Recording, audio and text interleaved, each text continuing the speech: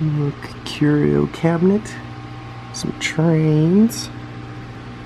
There's a creepy clown. You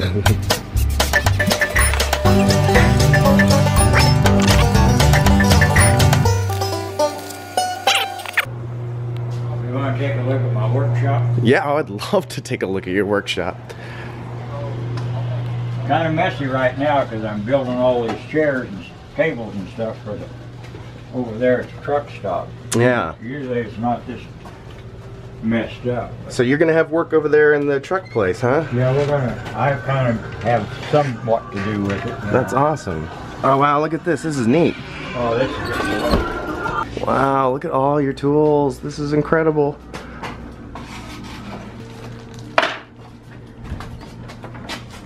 It's messed up because of all these tables in here.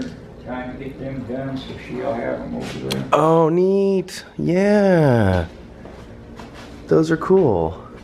So that's what everybody's gonna eat at? Yeah, some of this. I got some other kind back here too. I'll show you. Okay. You can wiggle through here. Yeah. This is almost like a little secret universe. Oh, neat. All these old kind of... Pretty neat.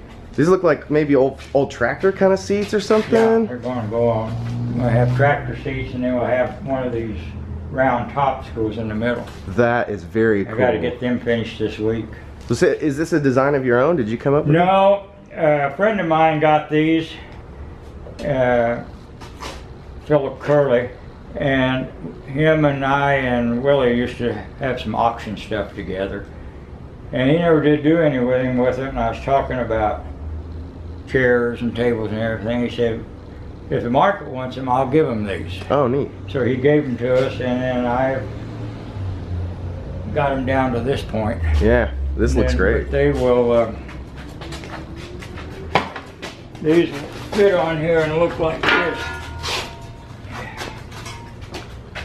Oh, yeah. And then there'll be one of those round things go on this. Oh, yeah. And they look really sturdy since you've got all that steel plating. They're about 200 pounds. Oh, my God. Yeah. Somewhere between 150 and 200. They're heavy. They'll be the last thing standing if a tornado comes through. Oh, yeah. And then we got holes there, and we'll drive rebar down in that with a head on it, and then it can't go out anywhere. That's amazing. Is there anything else they're having you do? Are you decorating the insides of the truck building or anything? Not yet, but I do. I restore some things that go in the other building. The fans, the fans, a big old clock been over there forever. I fixed it up real good. Yeah. This is just some more storeroom. Well, this is a huge space. Yeah. How long did it take you out of those 44 years to fill it up like this? Oh, I can fill this. It didn't take long to fill. It didn't take long. You have to buy so much stuff to get so much stuff, and you buy things you can't put out right now. It just kind of backs up on you. Yeah. But it's a lot of fun. Oh, good. Well, it looks like you do a good job at it. Yeah, this is another storeroom here, and some here, and a place to work in here too. Look at that old, like, is that a scale? Yeah, that's a scale. That's incredible. And kind of a marquee sign over by it. Yeah, that arrow there, I'm going to put some fins on the back of it, and then it'll flash back and forth. Wow. And put it out. Gosh. I'll put it out on the front of the building. So you do not just woodwork, but you can do like some electrical and stuff? I wire lamps and all that kind of stuff. Wow. And I'm pretty much self-taught. I just had to do something with things when it back through the way. Yeah. And now like here's one of the gas pumps I'm restoring. Oh, that's beautiful. How did I miss that? What do you want to know? Well, I think everybody else was pretty excited that I might be able to get some stories from you on camera. So what I want to hear about your shop, and I'll ask you about that first, but eventually I'd like to get into kind of the history around here, if you know some of that. First, let's just start with who you are. Okay.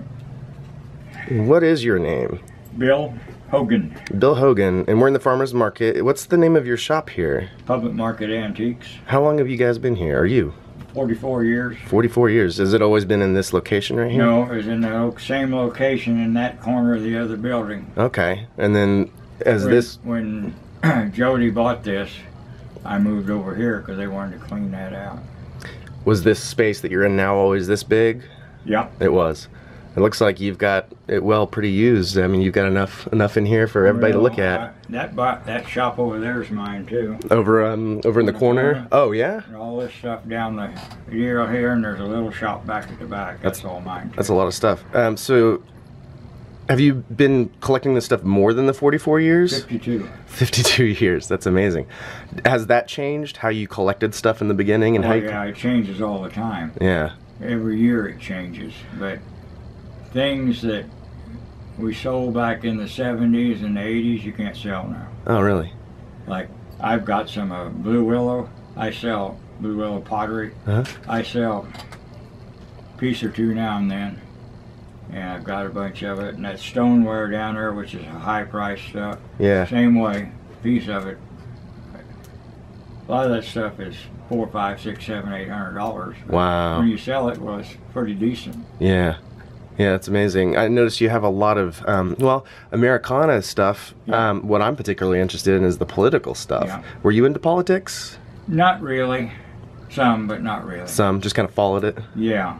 Have a friend who used to have a bookstore over here in the other building. He moved over where his aunt was because he had to take care of her. But he knew more about political stuff than anybody I ever heard of. Mm. You show him something, he said, yeah, that's from 1912. Oh, wow. I mean, he was just that good. Is there anything that you're that good about around here? Oh, I've handled all this stuff for a long time. I've handled lots of Christmas stuff. And I sell Christmas stuff in July. I mean, oh, wow. Because I've had old Christmas stuff, and people come in Yeah. and buy it. And like we're fixing to have a big deal over here in the other building on November 3rd. Okay. It's that weekend. Yeah. And vintage market, they call it. Okay. And they've done it twice. And both times there was about 5,000 people here on Saturday. Wow. And we get just as many as they do, and they charge $5 to get in. That's incredible. Okay, so you'll not have a booth over there. You'll still be here. Yeah, we'll be here. But they'll fill both of those floors will be filled with booths. And it's old stuff and arts and crafts made out of old stuff. Yeah. Not made out of new wood or anything, but out of old pieces and parts. Yeah. Most of the old timers I've known are gone. Really? Because I'm 85 years old. You don't look 85. And you take anybody that was 10 years older than me that I knew, they're gone. Back in the 70s and the 80s, anything you bought you could sell. Yeah. If it was a collector's item, it didn't stay around. Political, blue willow stuff, fiesta stuff, primitive, anything in a primitive way, wooden bowls, wooden spoons, all that kind of stuff. Yeah. Stoves, gas pumps. Wow. I probably, in those 2 years, I probably sold 50 cast iron stoves or more. Oh my gosh. And I sold more than that gas pumps. Are you loading those up yourself? Wow. Now, I would take them home and recondition them. Wow. Wash them all out and get all the crud out of them and everything. Polish them up and bring them back. Jeez. A couple of weeks that stove was gone. Wow. And I had some buyers from out of town that came up once a month or once every 2 months, and every time they came, they bought a bunch of stuff. Yeah. I sold a guy from New York about 15 signs and one of the hard-to-get 5-gallon visible gas pumps. He took it up and shipped it to Upper New York in his car museum. What's the difference between a visible and a non-visible? Well, visible pump is the one you look up here and it's got a glass cylinder. Okay. That's visible. Okay. Then they have electric. When the visible started going out, and they built electric ones. And prior to either one of those was a little pump about this high with a handle on it like this, and they set it out on the curb. I have been told that in this area there was kind of a, I don't know if it was a swamp, but there was a flooding issue, and it kind of changed the landscape. Yeah, all this down here, they moved that river south. The river came right through here just about. Okay. This used to be Delmar Gardens at one time, and the reason they closed it up was couldn't keep the water out of here. Water used to run down Sheridan here. That used to be California. Water used to run down that and Main Street this deep. Oh my God. So were there there had to have been just cars getting stranded and stuff sometimes. Oh, yeah. Wow. Up until about 15, 18 years ago, anything south of here flooded. Really? Yeah, and now they've built some waterways down there that takes care of them, don't get that bad. I've seen it out here at the corner of Exchange and 3rd and Klein. Yeah. Sewer deal about this big around, made out of cast iron. I've seen it blow it plumb off. That's quite a lot of water pressure.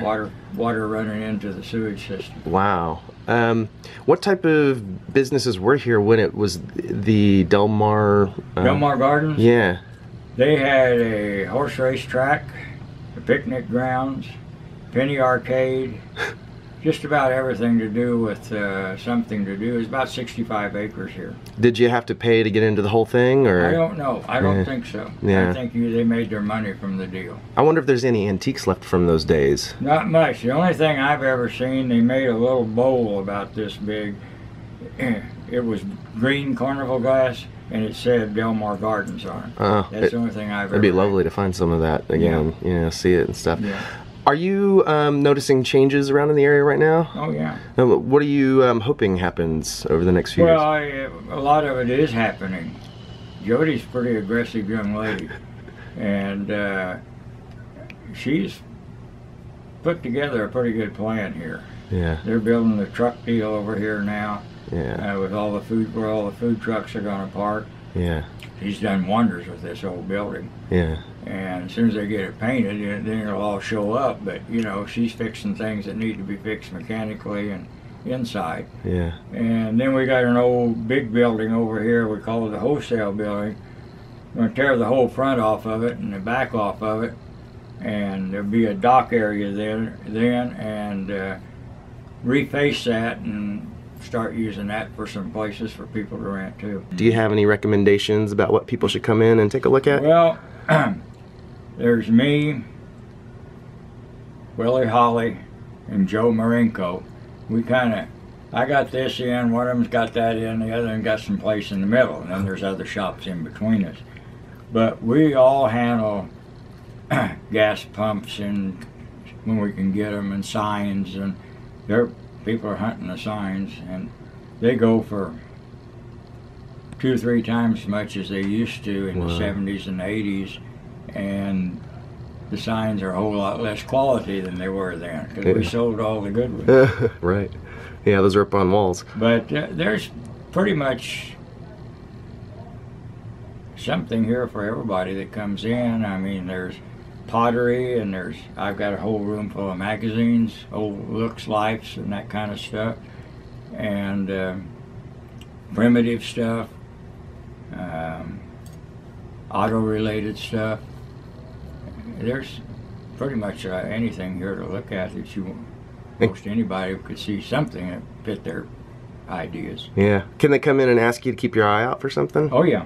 Cool. That's a good thing. We'll send them out here. I've got a want list over there. I haven't put their name down. And then if I get it, I can call them. How many pieces do you think is in here? Oh, there's probably 150 in here, and I've got more than that. That's a lot of elbow grease, man. Mm-hmm. But I have a way of doing it that speeds it up. Okay, so for a young guy, how should I take care of my cast iron? You should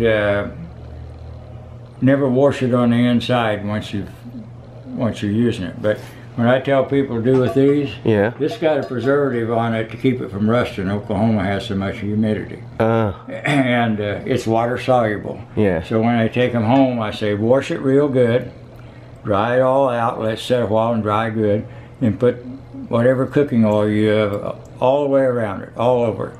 Stick it in your oven, 300 degrees for a couple hours. Okay. Pull it out, wipe it all off, and from then on you can wash the outside, but never wash the inside. Sponge it out stuff like just that. like a paper towel or an actual sponge? Anything. You can use a sponge that's damp, but don't put any soap and water in it. Oh, okay, okay. Because you'll ruin what it's doing to stay good all the time. Yeah. Well, that's going to wrap up my interview with Bill and a lot of the owners over here at the Farmers Market and the Antique Mall. Bill had a collection of magazines, and I managed to get a nice little Playboy that has a little thing about Ronald Reagan. Like, who the heck is this Ronald Reagan guy?